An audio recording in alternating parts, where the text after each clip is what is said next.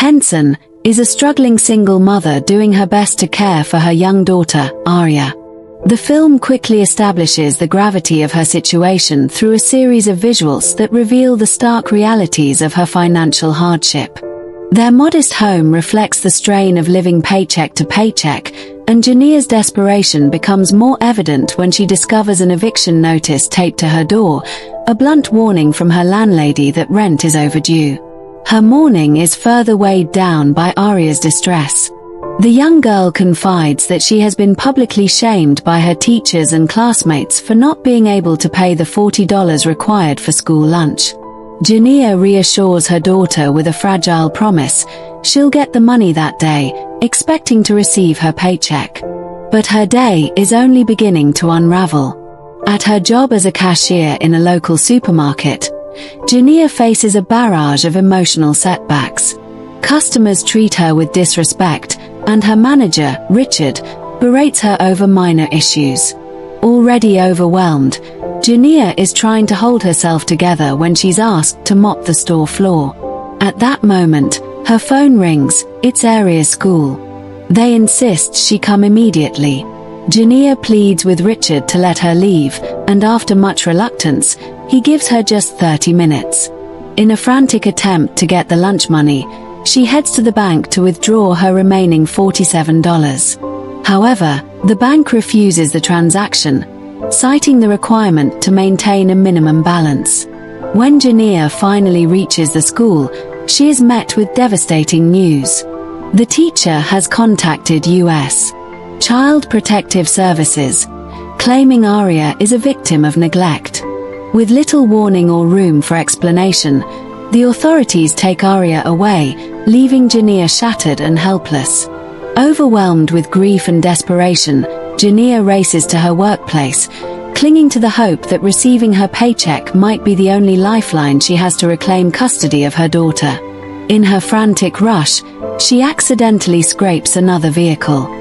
The situation escalates when the vehicle's owner, a white man, confronts her aggressively and, in retaliation, deliberately crashes into her car.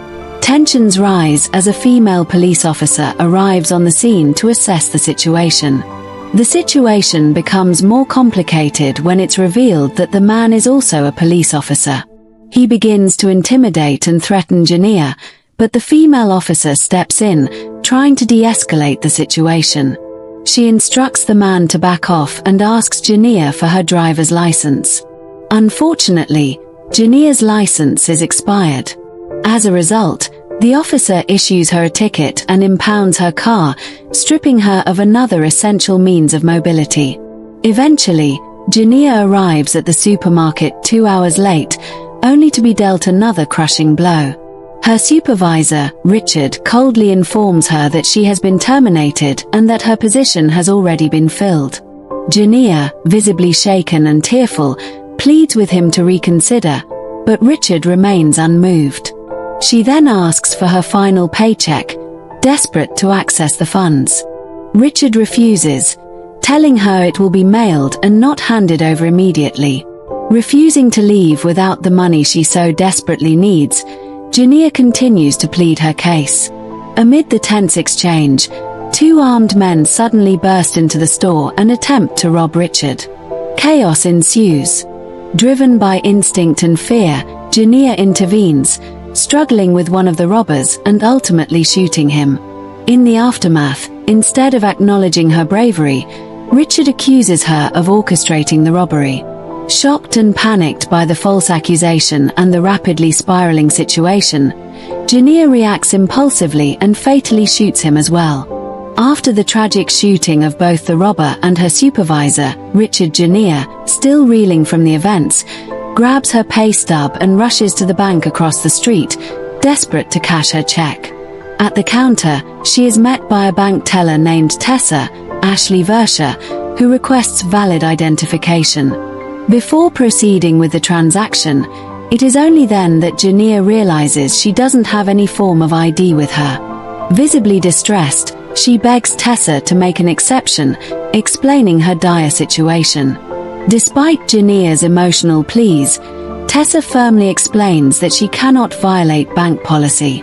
As panic takes over and seeing no other option, Jania discreetly reveals the gun she had taken from the robber earlier.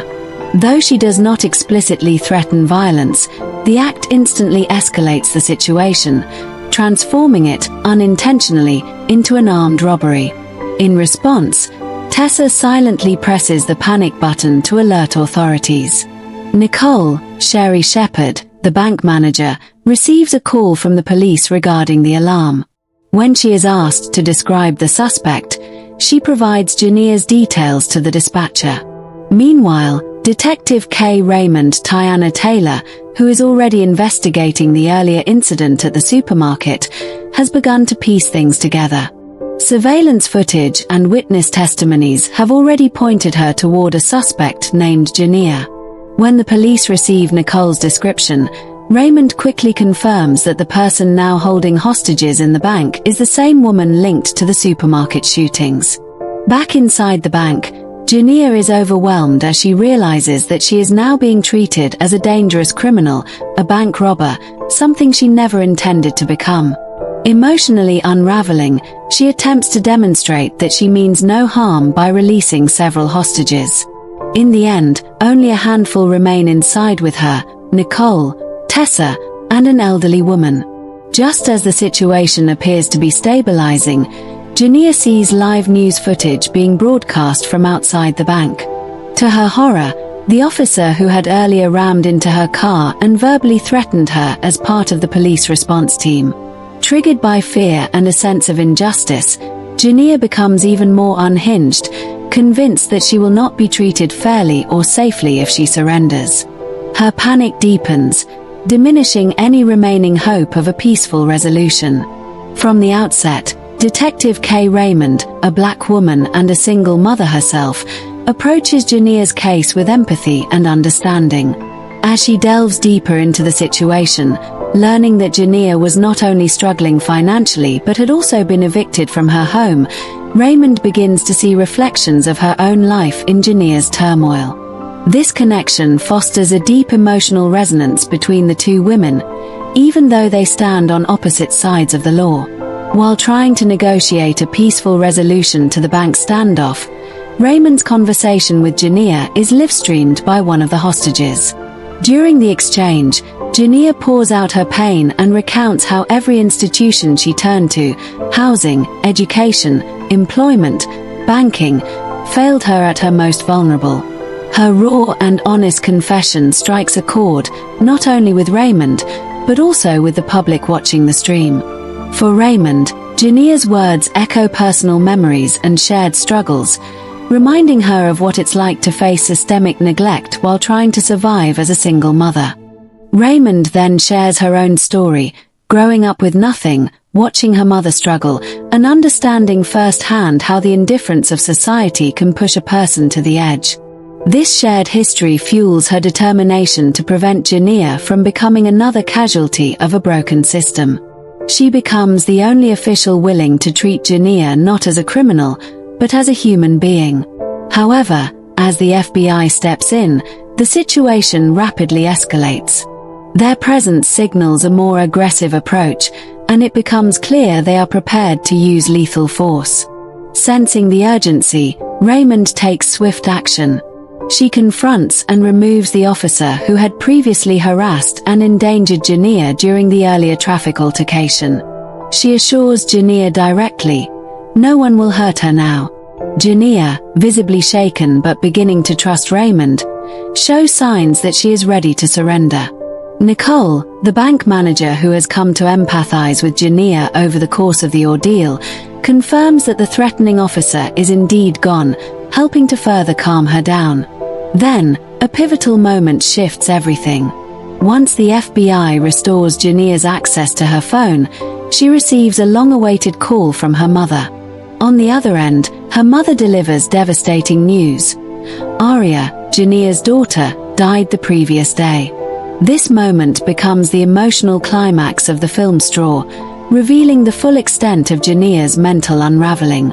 Following the devastating revelation of her daughter Aria's death, Jania appears to descend into a state of psychological collapse. Overwhelmed by grief, trauma, and exhaustion, Her mind begins to blur the lines between reality and fear. In this dissociative, panic-driven state, she envisions the worst possible outcome: the FBI storming the bank, gunning her down, and dragging Nicole away. It's a vision soaked in terror and hopelessness, a manifestation of her belief that her story, like so many others, will end in violence and silence. But that grim fate is only imagined. In reality, Jania is gently brought back to the present by Nicole, the bank manager who, over the course of the ordeal, has grown to understand and empathize with her. Nicole reaches out, physically and emotionally, taking Jania's hand and walking out of the bank with her. Her gesture is both bold and selfless. She positions herself as a human shield, using her own presence to protect Jania from being shot by the FBI agents poised to react with force. Her actions send a clear message. Jania is not a threat, and she does not deserve to die. At that critical moment, Detective Kay Raymond defies protocol and steps forward, breaking ranks with the tactical unit. She approaches Jania calmly and safely places her under arrest before anyone else can make a move.